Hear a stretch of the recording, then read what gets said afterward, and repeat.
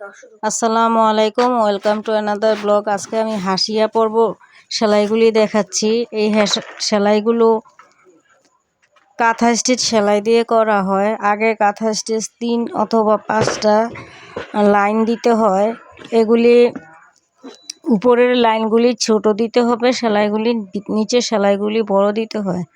তারপর এটা বিভিন্নভাবে এটা সেলাই করা হয়।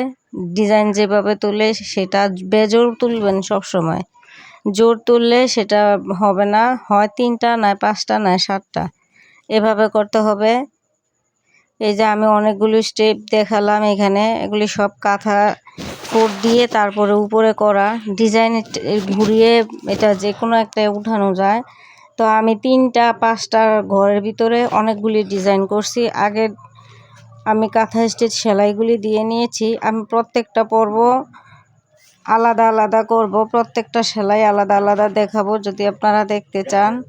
এখানে টোটাল 5টা না 6টা সেলাই আছে। খুব সংক্ষিপ্তভাবে সেলাইগুলি দেখালাম। ধন্যবাদ। আসসালামু আলাইকুম।